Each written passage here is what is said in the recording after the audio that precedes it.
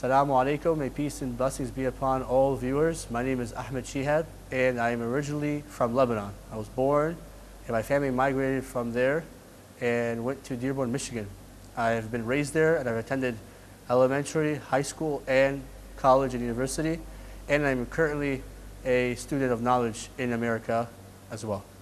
It is my first time to be a guest on the Imam Hussein TV channel, and I'm certainly honored of it, and I hope in the future I can be an additional participant in the programs here. My aim of visiting Karbala was for three primary reasons. Number one, I wanted to attend a Hawza program for Western students that was initially offered by Sayyid Hussein al-Qazwini, who is the son of Sayyid Murtada al-Qazwini, who is the custodian, you can say, of the Imam Hussein shrine here in Karbala.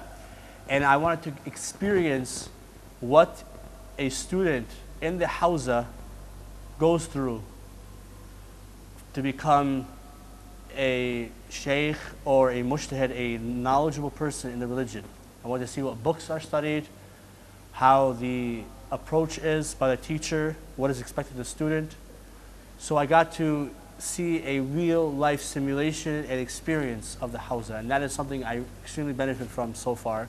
Second, I also wanted to do a ziyarah of Imam al-Hussein, of al-Abbas, of Imam Musa al-Kadhim in Baghdad, and I want to visit the famous Islamic places in Kufa and in other places of Iraq. And thirdly, I want to immerse myself with the people of Iraq, since this is a place with extensive Islamic history, and to see the people and the beautiful attractions that it has and the incredible history that's contained here. So those are the reasons why I came to Karbala. In Dearborn, Michigan, I was raised in a society that unfortunately has had many Muslims and Arabs become westernized and to lose their values and ideals of Islam and their identity, and they have become assimilated into the American culture. And so I've tried my best to affiliate myself with the Islamic centers, with the movements there, and with the people there. And I have participated in many different programs. I've also attended college and taken many classes on Islamic studies, and I've also attended a Hawza that's there. So I've prepared myself for coming to Karbala, and inshallah, God willing, I will continue my progress towards seeking knowledge in the name of Allah, Ahlul-Bait, and the Quran. I've participated with several organizations on college campuses. For example, there is the Awaited One Foundation, which does certain programs on college campuses to try to introduce people to the message of Ahlul-Bait. So we went to Wayne State University, the University of Michigan, Eastern Michigan University, various other local universities in the Detroit area, and we've held symposiums, book signings for free, and other speakers have come and invited to become speakers at the events. I've also taught Quran at a local mosque to 4th and 5th graders, taught on basic rules of tajweed, and that's been a great experience. And I've also participated in Ramadan and Ashura symposiums and gatherings. There has been a change in my behavior before I visited Karbala, and inshallah, God willing, after I leave from this holy land. First, I would say, before I came to Karbala, I haven't really emphasized learning and appreciating what our imams went through in this holy land. For example, in America, we live in comfort and luxury But when we come to Karbala, especially in this hot month of August, we notice the extreme heat that Imam Hussein had to endure on the plains of Karbala here against the enemy. Thirsty with his family on the plains of Karbala, you only realize it truly until you actually come to Karbala. And I remember the first day I got here, the weather was 130 degrees, almost 130 degrees Fahrenheit. Experiencing that heat, and when your emotion and human impulse is to immediately complain, you sense the struggles that Imam Hussein went to rectify justice and to dispel the evils that the Umayyad regime led by Yazid had implemented in order to make sure Islam as a religion stays firm. And I remembered that vividly on the first day, and I remember it throughout my experience. And inshallah, God willing, when I go back to America, the complaints I used to have there will no longer be there.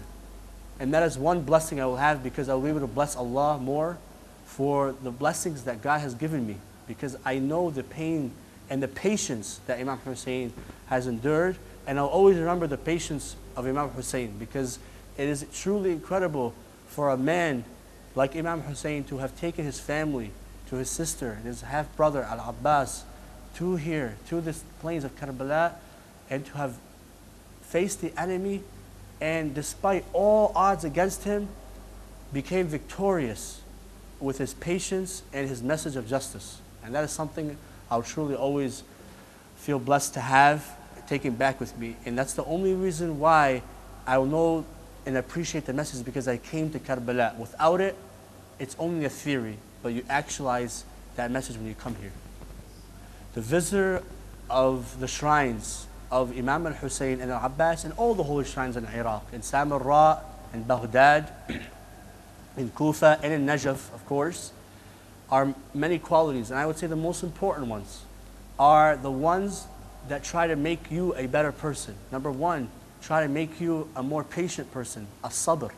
Number two, hilm, forbearance. A person who does wrong to you, overlook their sin, overlook their evil towards you. Number three, always make sure that your God-fearing and your taqwa is there. Always remember that your actions are being watched by two angels. And that's very important to remember, that everything you do, bad or good, is being recorded in a book of deeds. Number four, always remember that death can always approach you, and that Imam Hussein faced it valiantly, and he did not waver, despite knowing that death was coming upon him. And that's very important. In order to be able to face death, you must know that the afterlife holds better for you. And I would say number five, as a quality of a visitor of Imam Hussein, you have to know the right of the Imam. And to know the right of your Imam, you have to visit him and know truly his life, his message, what he brought, and what the opposite entails. And to know the truth and the falsehood, be able to distinguish between them. Coming to Karbala as an American was certainly a difficult experience, but in the end, it's been worth it. What did I have to endure to come to Karbala? First of all, I had to balance my interest in working in America, in Dearborn, and my current efforts there, which I've built over the years. I had to put it completely on hold and travel to Karbala. I had to put my marriage on hold, my life on hold, and come here to visit Imam Hussein. And I also had to leave my family. And of course, it's hard because you're attached to your mother, you're attached to your father, you're attached to your friends, and you're attached to the comfort of the life in America. Beautiful weather, not much to endure in ways of hardship, and you have to come here to the heat, to the traffic, to just a different lifestyle. So it's a different country, and from coming from a first world country to a third world country, it's radically different. And to endure that, inshallah, you will have much good deeds from Allah. And this is certainly something to provide motivation and encouragement for you to come here, because of the reward with Allah and with Imam Hussein is certainly extensive. The obvious answer of what character most inspired you or affected you would be Imam Hussein. And there's many reasons for that, especially when you come here and you see that this is the land where he was beheaded on the plains of a hot summer day with no water. And the second character I was most affected by was Hani ibn Urwa, who was buried in the great mosque of Kufa, Masjid al-Azam. Hani ibn Urwa, as you all know, was in Kufa, preparing for the coming of Imam Hussein and his family. And he was brutally killed by the tyrants of the Umayyad regime. And I could not but help remember the brutal killing of this great, valiant, brave man, and the message he had of endurance, of confidence, of bravery, of resilience, to stand in the face of a majority who did not want to see the message of Imam Hussein succeed. The shrines of Karbala, Al-Abbas shrine, Imam Hussein shrine, when you come here, you will see a vivid retelling of what happened on that fateful day in Muharram, on the 10th of Muharram. You will see where Imam Hussein was slaughtered and where the blood had come out. There's a red canvas, window canvas, where it shows the spot where this occurred. And you will see the grave of Imam al-Hussein and buried. And you can't help but notice when you're there looking at the shrine right there and you're holding on to it, the fact that Imam al-Hussein, the grandson of the Prophet, who the Prophet said, he is a part of me, who the Prophet warned us all to take care of him, was beheaded in the most heinous way on this land. You can't but remember when you're at Al-Abbas' shrine how he valiantly fought for his brother to go to the Euphrates, which is also here, and you can go visit it, to get water for his thirsty brother, to get water for his thirsty sister and the family. And he had his hand cut off, his right and his left. And you remember in your head how Al-Abbas nevertheless screamed in confidence that even if they cut all his body parts, he will still seek to perform for his brother the best he can under the circumstances of heat and thirstiness. You cannot but remember all these beautiful and amazing qualities of Al-Abbas and Al-Hussein. And when you see the Tal'at al-Zainab, you can't remember but imagining Zainab, the sister of Al-Hussein, crying for her brother, crying for her half-brother, crying for her family. It's a scene that will re-emerge in your head as you are here on this land. This is the land that all this happened. And that's why I advise everyone before they come here to really read the story of Imam Hussein closely. All the details, it's very important so that you can truly appreciate that this is the land where it all happened.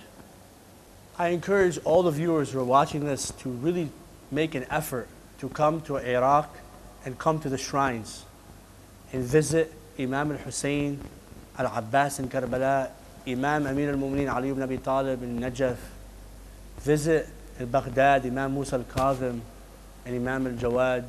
I encourage you all to come to these places, because when you come here, you will really truly experience what these people, these great role models, went through. When you make an allegiance to these Imams of Ahlul-Bait, and you claim that you are a follower of Ahlul-Bait and you are a Shi'i on their path, you must know that their message was implemented on these beautiful holy lands, and you will only experience it when you come here.